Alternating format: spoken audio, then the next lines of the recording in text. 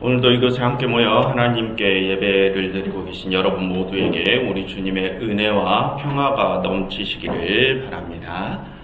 우리는 지난주에 재물에 관한 산상 설교를 살펴보았습니다. 예수님께서는 우리에게 하나님과 재물은 겸하여 섬길 수 없다고 하시면서 재물은 하나님보다 앞설 수 없으니 그것을 하나님의 나라를 위해서 사용하라고 하셨습니다.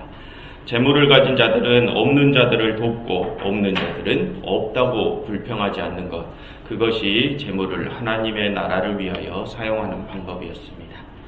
그 재물에 관한 말씀에 이어서 오늘 예수님께서는 비판에 관한 설교를 하십니다. 하나님의 나라를 위하여 살아갈 제자들은 남을 비판하면 안 된다는 가르침을 주십니다.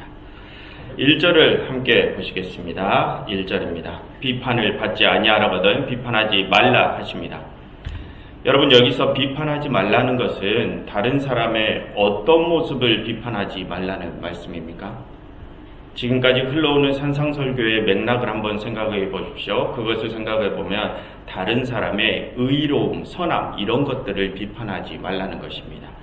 여러분, 예수님께서는 지금까지 제자들에게 바리새인과 서기관들보다 더 나은 의의를 가져야 된다고 말씀하지 않으셨습니까? 그러면서 의의를 행하는 모습과 그렇지 않은 모습을 가르치고 계셨습니다. 그리고 난 후에 예수님께서는 지금 비판하지 말라고 하십니다. 그러면 앞의 내용들로 보아서 다른 사람의 무엇을 비판 말라는 것입니까? 타인의 의로움에 대하여 비판 말라는 것입니다. 그럼 여러분, 예수님께서는 제자들에게 다른 사람의 의로움을 왜 비판하지 말라고 하십니까? 본문을 보십시오. 그 비판으로 너희들도 비판받게 될 것이니 너희가 비판받지 않으려거든 너희도 남을 비판 말라고 하십니다. 그렇다면 여러분, 여기서 너희가 비판을 받지 않으려거든 이라고 하는 말은 우리가 누구에게 비판을 받지 않는다는 것입니까? 우리가 다른 사람들에게 비판을 받지 않는다는 뜻입니까? 여러분, 2절을 보십시오. 2절을 보시면 그 분위기가 어떻습니까? 너희가 하는 비판대로 너희가 비판을 받을 것이고 또 너희가 헤아리는 그 헤아림으로 너희가 헤아림을 받을 것이다. 여러분, 2절의 느낌이 어떻습니까? 너희가 헤아림을 받는다는 것이 다른 사람들에게 헤아림을 받는다는 것 같으십니까? 아니면 마지막 심판 때 심판자에게 헤아림을 받는다는 것 같으십니까? 여러분, 화면을 잠깐 보십시오. 여기서 헤아림이라고 번역된 헬라어 단어는 측량하다, 측정하다 라는 뜻을 가지고 있습니다. 이 단어는 주로 크기나 수량을 정확히 계측할 때 쓰는 단어죠. 그런데 그 계측에 쓰이는 단어가 지금 사람에게 쓰였습니다. 그럼 여러분, 우리가 어떤 상황에서 이 사람에게 이 용어를 사용합니까? 여러분, 이 용어는 주로 재판정에서 사용을 합니다. 그 사람의 잘잘못을 평가해서 그 사람의 형량을 결정지을 때 주로 사용합니다. 여러분, 물론 평상시에도 우리가 사용하긴 합니다. 그러나 우리가 평상시에 다른 이의 잘잘못, 다른 이의 의로움을 측량해 본들 험담이나 하고 이간질을 할 때나 쓰이지 실질적으로 사용될 때는 많지 않지 않습니까? 하지만 재판정에서는 그 사람의 잘잘못의 정도가 실질적으로 그 사람의 형량을 결정짓습니다. 예수님께서는 지금 그 재판정의 상황을 염두에 두시고서 이 말씀을 하시는 것입니다. 즉, 지금 예수님께서 하시는 말씀은 우리가 다른 이들을 비판하면 우리가 다른 사람들에게 비판을 받는다는 것이 아니라 마지막 심판날에 하나님께서 우리를 판단하실 것이라는 말씀입니다. 우리가 다른 이의 허물을 들추어낼 때마다 마지막 심판석에 나의 죄가 역시 계속해서 늘어난다는 것입니다. 그러니 너네들 다른 사람 비판하고 싶으면 계속 그렇게 해봐라. 어디 마지막 심판석에서 보자. 이 말씀이십니다. 다음 3절부터 5절의 말씀을 보시겠습니다. 여러분, 잠시만 실례하겠습니다.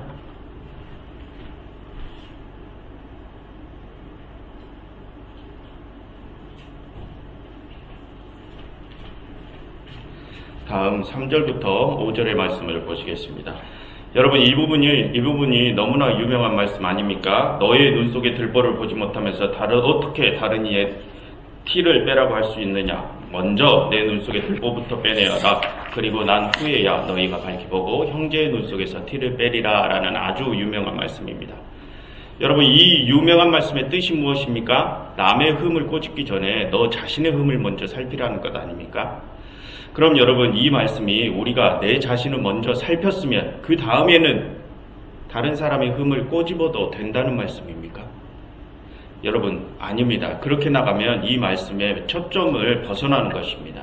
여러분, 남의 흠을 꼬집기 전에 너 자신의 흠을 먼저 살피라는 이 말씀이 방금 살펴본 남을 비판하지 말라는 말씀과 함께 묶여 있다는 것을 기억하시기 바랍니다. 그럼 여러분, 왜 이 두 말씀이 함께 묶여 있을까요? 여러분, 남을 비판하지 말라와 남의 흠을 꼬집기 전에 너의 흠을 먼저 살피라를 합쳐보면 어떤 뜻이 되겠습니까? 다른 사람 흠 보지 말고 너 자신의 모습이나 제대로 고쳐라, 이런 뜻이 되지 않겠습니까? 여러분, 이 말씀은 나의 모습을 먼저 살폈으면 이제 다른 사람의 흠을 꼬집어도 된다는 뜻이 아닙니다. 예수님께서는 앞에서 절대 다른 사람 비판하지 말라고 하셨습니다. 너희가 다른 사람 비판하면 하늘나라 심판석에 너의 죄가가 계속 쌓일 것이라면서 절대 다른 사람 비판하지 말라고 하셨습니다. 그러니 이 말씀은 다른 사람 흠보지 말고 너의 모습이나 똑바로 고치라는 말씀입니다. 그런데 여러분, 5절을 보시면, 화면을 보십시오. 5절을 보시면 이해가 되지 않는 부분이 있습니다. 여러분, 5절 하반절을 보시겠습니까? 5절에서 예수님께서는 이렇게 말씀하시죠. 외식하는 자여, 먼저 내 눈 속에 들보를 빼내어라. 그 후에야 밝히 보고 형제의 눈 속에서 티를 빼리라 라고 말씀을 하십니다. 여러분, 방금 전까지 예수님께서는 남의 흠을 보지 말라 하셨습니다. 그런데 여기서 예수님께서는 우리가 우리 눈 속에 들보를 뺀 후에는 다른 사람의 눈 속에 티를 뺄 수 있다고 하십니다. 여러분, 이것은 앞뒤가 안 맞지 않습니까? 이런 식이면 좀 전에 내 자신을 먼저 돌봤으면 이제 다른 사람의 흠을 꼬집을 수 있다라는 논리와 똑같은 논리 아닙니까? 여러분, 예수님께서는 왜 어째서 이렇게 앞뒤가 안 맞는 말씀을 하시는 것일까요? 여러분, 뭔가 혼란스럽지 않습니까? 그런데 여러분, 우리가 알고 계시는 예수님께서는 한 입으로 두 말 하시는 분은 아니시지 않습니까? 그럼 여러분, 여기에는 우리가 아직 잘 이해하지 못하는 혹시 다른 의도가 있는 것은 아닐까요? 여러분, 이 문제는 잠시만 뒤로 미뤄두고 우리가 다른 부분들을 먼저 살펴본 뒤에 이 문제로 다시 한번 돌아와 보겠습니다. 여러분, 5절의 시작 부분을 다시 한번 보십시오. 예수님께서는 지금 자신의 들보는 보지 못하면서 다른 이의 티를 빼라고 하는 자더러 뭐라고 부르십니까? 외식하는 자라고 부르십니다. 여러분, 그런데 이 외식이라는 단어가 이 상황과는 뭔가 어색하지 않습니까? 여러분, 앞서 6장에서 예수님께서는 신앙의 외식을 지적하셨습니다. 사람에게 보이려고 그들 앞에서 의를 행하는 자들을 외식하는 자들이라고 말씀하셨습니다. 그렇다면 여러분, 남을 비판하고 다른 사람의 흠을 꼬집어내는 것이 신앙의 외식과 무슨 상관이 있습니까? 여러분, 외식이라는 것이 무엇입니까? 방금 말씀드렸듯이 사람들에게 보이려고 그들 앞에서 의로움을 일부러 드러내는 행위입니다. 그럼 지금 다른 이의 흠을 꼬집고 비판하는 이 행위에서 어떤 부분이 나의 의로움을 드러내려는 행위라는 것입니까? 여러분, 다른 사람의 흠을 끄집어서 비판하는 이 행위가 지금 예수님께서 보시기에는 다른 사람들 앞에서 자신의 의로움을 드러내고자 하는 모습이라는 것 아닙니까? 그러니 예수님께서 그를 외식하는 자라고 꼬집고 계시죠. 야, 너 그렇게 살면 안 돼. 그러지 마. 제가 이렇게 남을 비판하고 있으면 예수님께서는 지금 그런 저의 모습을 보고 제가 저의 의로움을 자랑하려고 한다는 것 아닙니까? 여러분, 이게 무슨 말씀이냐고요. 여러분, 아까 전에 남을 헤아리다고 할 때 그 헤아림의 단어가 원래는 어떤 뜻이라고 했습니까? 측량하다, 측정하다라는 계측의 의미를 가지고 있다고 했습니다. 그럼 그 단어가 어떤 곳에 쓰이는 단어라고 했습니까? 재판정에서 쓰이는 단어라고 했습니다. 그리고 또 남을 비판하다라고 할 때 이 비판하다라는 단어 역시 판단하다, 심판하다라는 뜻을 가지고 있습니다. 즉, 이 비판하다라는 단어 역시 재판정에서 쓰이는 단어라는 것입니다. 그렇다면 여러분, 지금 내가 다른 이의 흠을 꼬집고 그를 비판하고 헤아리는 이 행위는 지금 내가 나를 뭐라고 생각한다는 것입니까? 내가 다른 이를 판단한다는 것은 내가 나를 재판정의 심판자라고 생각한다는 것입니다. 나에게 다른 사람을 심판할 수 있는 권리나 능력이 있다고 생각하는 것입니다. 여러분, 이 세상에서 다른 사람의 의로움을 심판할 수 있는 권리는 누구에게 있습니까? 의롭지 못한 사람이 다른 사람의 의로움을 심판할 수 있습니까? 그렇지 않죠. 다른 사람의 의로움을 심판할 수 있는 사람은 온전한 의로움을 가진 사람뿐입니다. 그럼 여러분, 이 세상에서 온전한 의로움을 가진 사람이 누구입니까? 우리 중에 있습니까? 없습니다. 오직 하나님뿐이십니다. 즉, 내가 지금 다른 일을 판단하고 있다는 것을, 화면을 보십시오. 지금 내가 다른 일을 판단하고 있다는 것은 나는 남을 판단할 만큼 내가 의롭다고 생각한다는 것입니다. 그래서 나한테는 다른 일을 심판할 권리가 있다고 생각한다는 것입니다. 그래서 지금 예수님께서는 다른 일을 판단하는 자를 외식하는 자라고 하시는 것입니다. 다른 사람을 판단하면서 자신은 의로운 사람인 것인 마냥 착각한다는 것입니다. 그러니까 다른 사람을 판단하고 심판하는 것이 신앙의 외식이 되는 것입니다. 예수님께서는 지금 다른 사람의 흠을 들추어내어서 그 사람을 판단하고 심판하는 자를 외식하는 자라고 호되게 나무라십니다. 그렇다면 여러분, 지금까지의 말씀들이 우리는 절대로 다른 사람을 판단하면 안 된다는 것입니까? 여러분, 로마서 화면을 보십시오. 로마서 2장 1절을 보시면 바울조차도 예수님의 말씀에 따라 누구를 막론하고 남을 판단하는 사람은 자기 스스로를 정죄하는 사람이라고 말을 하고 있습니다. 정말로 그렇다면 여러분, 우리는 정말로 그 어떠한 상황이 오더라도 다른 사람을 절대로 조금이라도 판단하면 안 된다는 말입니까? 여러분, 어떻게 생각하십니까? 우리는 절대로 그 어떠한 상황이 오더라도 그러면 안 됩니까? 그리고 우리가 실제로 다른 사람을 판단하지 않는 것이 가능한 것입니까? 하지만 여러분, 바울이 쓴 고린도전서 5장을 보면 이상한 말씀이 기록되어 있습니다. 화면을 보시고 함께 한번 읽어보시겠습니다. 한번 1절부터 한번 읽어보시죠. 너희 중에 심지어 음행이 있다함을 들으니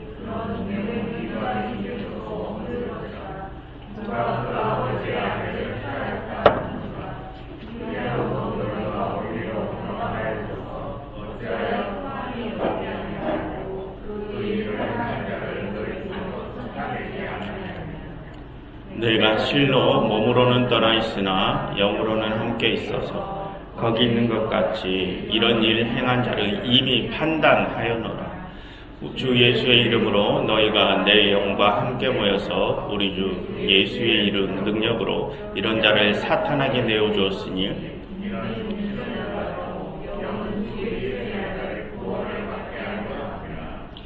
여러분, 여기를 보시면 바울이 고린도 교인들을 호되게 혼내는 장면이 있는데요. 그 꾸지람의 내용이 이렇습니다. 지금 고린도 교회에는 새 어머니와 상간한 어떤 아들이 있습니다.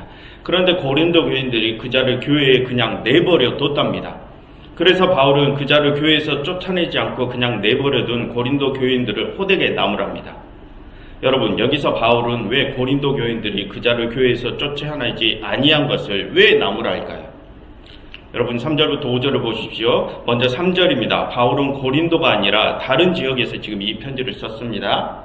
그래서 바울은 지금 자신의 몸이 너희 고린도 교인들과 떨어져는 있으나 영은 그들과 함께 있다고 합니다. 그러면서 너희 고린도 교인들이 그 패악한 자를 판단하지 않으니 자신이 이미 멀리서 판단했다고 합니다. 그리고 자신은 영을 통해서 그를 교회 밖으로 쫓아냈다고 합니다. 그러니 너희는 그곳에서 실제로 그를 쫓아내라는 것입니다. 4절과 5절을 보십시오. 주 예수의 이름으로 너희가 내 영과 함께 모여서 우리 주 예수의 능력으로 이런 자를 사탄에게 내어주었으니 이는 육신은 멸하고 영은 주 예수의 날에 구원을 받게 하려 함이라. 여러분, 바울은 지금 그 자를 교회 밖으로 쫓아낸 일을 그를 사탄에게 내어주는 일이라고 표현을 하고 있습니다. 그런데 여러분, 바울은 왜 그 패역한 자를 교회 밖으로 사탄에게로 쫓아내려고 하는 것일까요? 바울은 지금 그에게 죄의 대가를 치르게 하는 것일까요? 그게 아닙니다, 여러분. 바울이 그 패역한 자를 판단하여 교회 밖으로 쫓아내려는 것은 그를 교회 밖 사탄에게로 내줘서 그를 회개시키기 위함입니다. 비록 그의 몸은 사탄에게 죽을지라도 그의 영만은 다시 구원을 받게 하기 위함이라는 것입니다. 여러분, 이 표현이 되게 시적인 표현인데 쉽게 해석하자면 그 자가 주님의 품이라는 울타리를 벗어나서 고생을 좀 하면서 다른 악한 자들 속에서 살아봐야 자신의 지난 모습을 회개할 것이라는 것입니다. 그러니 그를 교회에서 쫓아내서 회개시키라는 것입니다. 즉, 바울이 고린도 교인들을 나무랬던 이유는 고린도 교인들이 그 패역한 자를 교회 밖으로 쫓아내지 않아서 그 자가 회개할 기회조차 얻지 못했다는 것입니다. 그가 교회 밖으로 쫓겨나서 사탄에게 시험을 받아봐야 자신이 잘못한 것을 깨닫고 회개할 텐데 고린도 교인들이 그런 기회를 만들어주지 않았다는 것입니다. 여러분, 그런데 이 장면에서 뭔가 이상한 점이 있지 않습니까? 여러분, 3절 하반절을 보십시오. 바울은 그 패역한 자를 어떻게 했다고 합니까? 그를 이미 판단했다고 합니다. 여러분, 이상하지 않습니까? 좀 전에 로마서에서 바울은 그 누구를 막론하고 남을 판단하는 자는 자기 스스로를 정죄하는 자라고 하면서 다른 일을 절대로 판단하지 말라고 하지 않았습니까? 그런데 여기서 바울은 자기가 남을 판단하고 있지 않습니까? 이상하지 않습니까? 여러분, 바울은 왜 이러는 걸까요? 자신이 사도니까, 그리스도의 사도니까 그러는 걸까요? 그리스도의 사도는 이래도 될까요? 그리스도의 사도는 언행이 불일치해도 될까요? 그런데 여러분, 바울만이 그런 이상한 일을 하는 것이 아닙니다. 여러분, 마태복음 18장을 보시면 예수님이 가르침이 나옵니다. 그런데 그 가르침이 이러합니다. 내 형제가 범죄하면 가서 그 형제의 범죄에 대하여 권고하라고 합니다. 권고하고 그래도 말을 듣지 않으면 이방인과 세리들과 같이 여기라고 합니다. 그리고 마태복음 7장을 보시면 예수님께서는 여기서 거짓 선지자들을 삼가라고 말씀하십니다. 여러분, 다른 형제의 범죄에 대하여 권고를 하거나 저 사람이 거짓 선지자인지 아닌지를 알려면 무엇이 전제되어야 합니까? 그들의 행위에 대한 판단이 전제되어야 됩니다. 그들을 먼저 판단해야 그들에게 권고를 하거나 그들을 거짓 선지자로 결론 내릴 수 있습니다. 여러분, 이상하지 않습니까? 바울도 그렇고 예수님께서도 지금 한 입으로 두 말을 하고 계십니다. 여러분, 심지어는 오늘의 본문에서조차도 예수님께서는 남을 판단하라고 말씀하십니다. 여러분, 오늘 본문 6절을 보십시오. 예수님께서는 뭐라고 하십니까? 함께 읽어보겠습니다. 거룩한 것을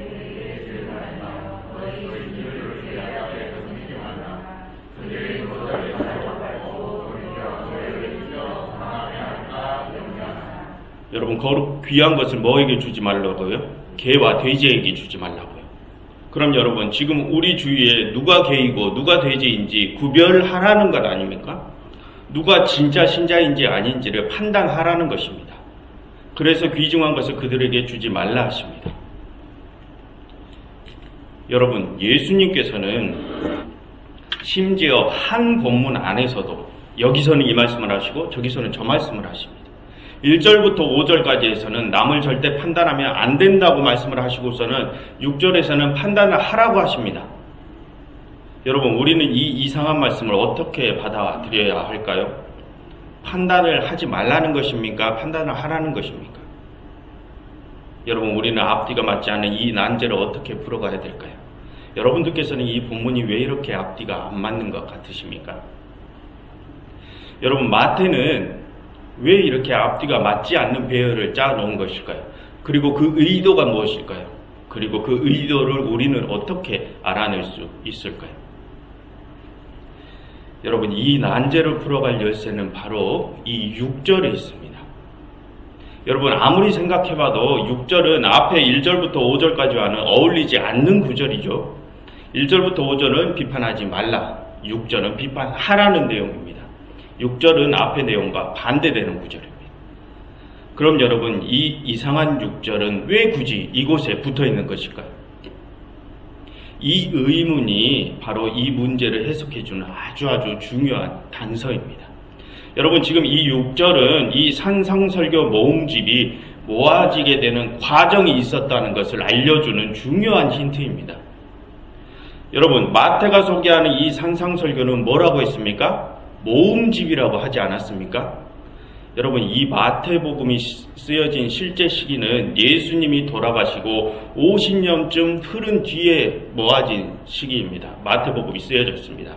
그러면 여러분, 그동안 예수님의 말씀은 어떻게 전해져 내려왔겠습니까? 예수님의 여러 설교들이 입에서 입으로 구전되어서 전해져 왔습니다. 그렇게 구전되어서 내려오던 예수님의 여러 설교들을 50년쯤 후에 마태, 마가, 누가, 요한이라는 성경의 저자들이 그 설교들을 한 대 모아서 각자의 복음서를 기록했다는 것입니다. 여러분, 마태, 마가, 누가, 요한복음을 보시면 예수님의 똑같은 설교가 모두 똑같은 위치에 기록되어 있는 것이 아닙니다. 만약 그렇게 다 똑같이 기록되어 있다면 4개의 복음서가 필요 없겠죠. 한 개만 있으면 되지 않겠습니까? 오늘의 본문 말씀 같은 경우도 다른 복음서들을 보면 같은 위치가 아니라 서로 다른 위치에 기록되어 있습니다. 그것은 사람들의 입으로 구전되어 오던 예수님의 여러 설교들을 각각의 성경의 저자들이 자신들이 전하고자 하는 메시지에 따라서 하나님께서 그들을 통해서 전하고자 하는 메시지를 통해서 각기 다른 위치에 배열시켰기 때문입니다.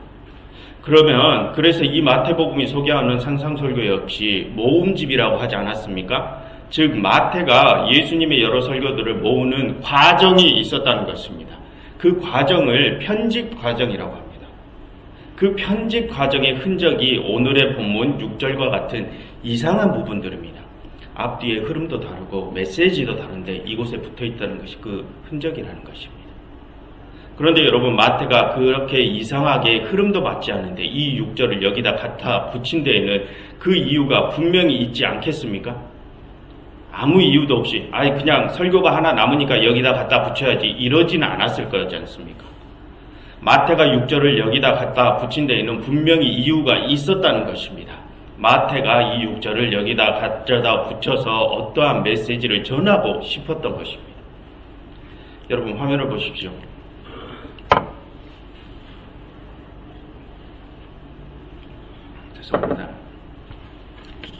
여러분, 이 산상설교 역시 편집의 과정이 있었다고 했습니다. 그 편집의 과정을 거슬러 올라가다 보면 원래 7장의 말씀은 5장 바로 다음에 붙어 있었습니다. 그럼 5장과 7장 사이에 6장은 무엇이냐? 5장과 7장의 내용을 보충해 주기 위해서 가장 마지막에 최종적으로 추가로 삽입된 단락입니다. 그럼 여러분, 오늘의 본문은 어떤 본문 바로 뒤에 나오는 단락일까요? 이 7장은 원래 5장 다음에 붙어 있었다고 했으니까 여러분, 5장의 마지막 단락이 무엇입니까? 5장의 마지막 단락 보십시오. 빨간색으로 표시해 놓았습니다. 무슨 단락입니까? 원수를 사랑하는 단락입니다. 사랑하라는 단락입니다. 원래는 그 단락 다음에 7장에 남을 비판하지 말라는 오늘의 말씀이 붙어 있었다는 것입니다.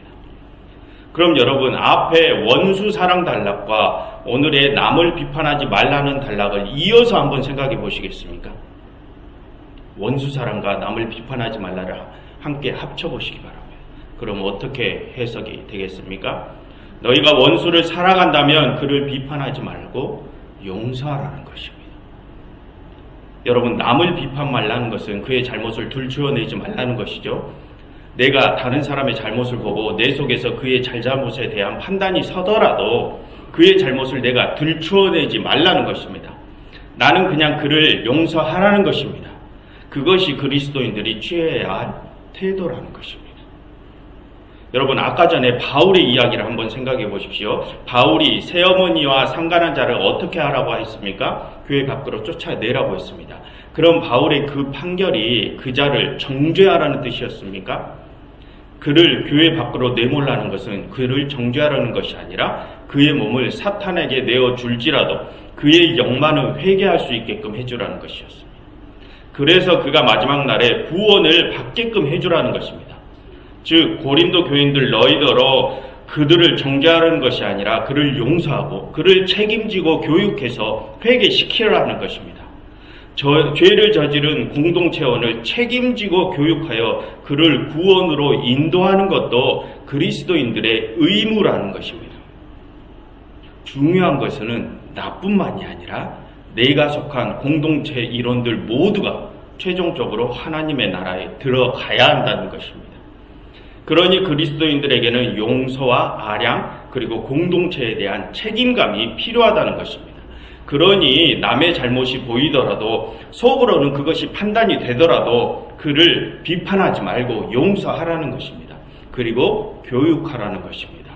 그것이 죄인을 대하는 더 나은 의의 모습이라는 것입니다. 그것이 사랑의 모습이라는 것입니다. 그런데 여러분, 예수님께서는 항상 양쪽의 균형을 맞춰서 말씀을 하시지 않습니까? 그럼 여러분, 만약에 반대로 죄 때문에 비판을 받게 되는 사람은 어떻게 행동을 취해야 될까요?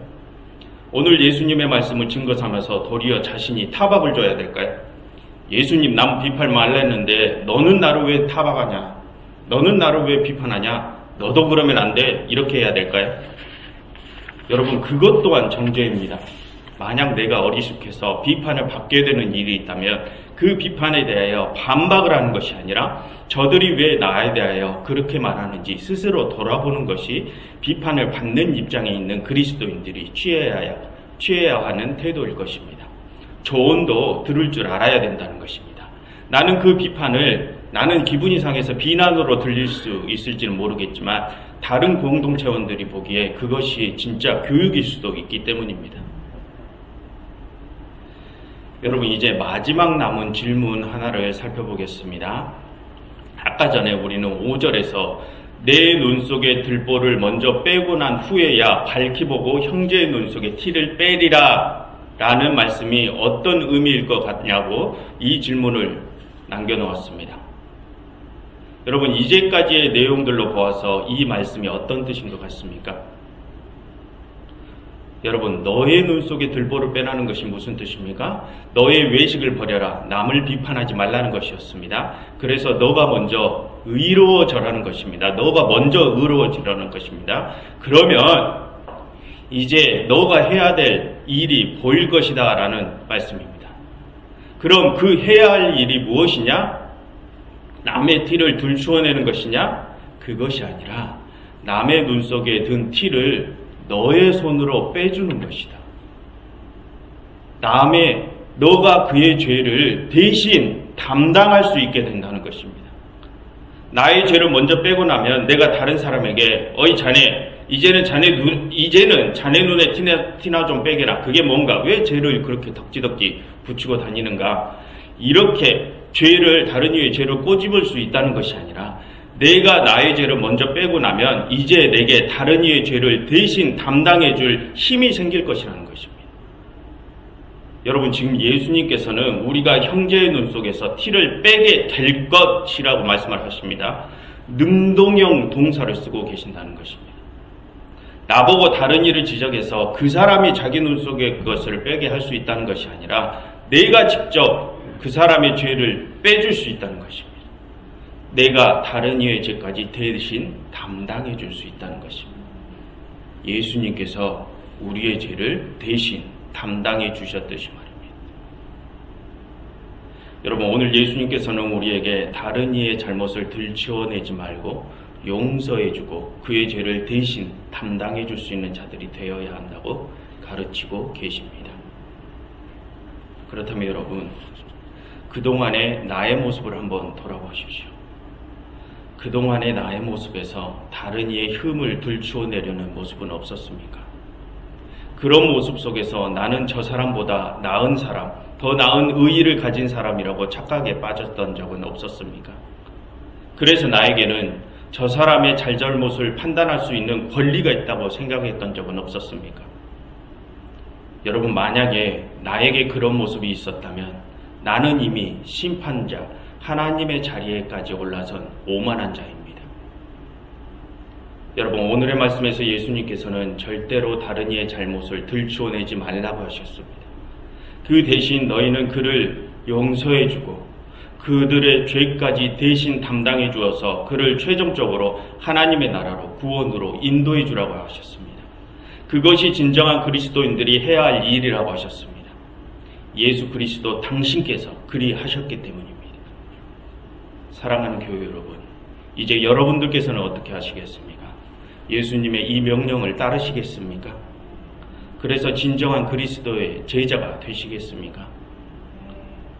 여러분들이 만약 그러시겠다면 이제 용서하여 주십시오.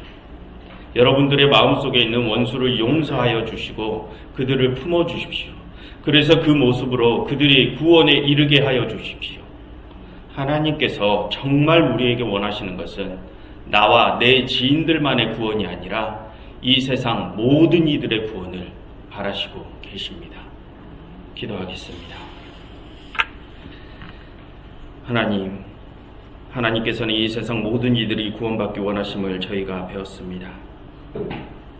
하나님의 그 뜻을 위하여 이제 저희 마음속의 원수를 용서하려 합니다. 하나님, 저희의 인간적인 마음으로는 온전히 그것을 다 없앨 수 없사오니 하나님의 넓은 마음을 저희에게 허락하여 주시옵소서. 그리하여 저희가 진정 기쁨으로 그들을 용서할 수 있게 하옵소서. 하나님, 저희로 정말 중요한 것이 무엇인지를 깨닫게 하시고 저희의 삶의 목적이 오직 하나님의 나라에 고정되게 하옵소서. 예수 그리스도 이름으로 기도드렸습니다.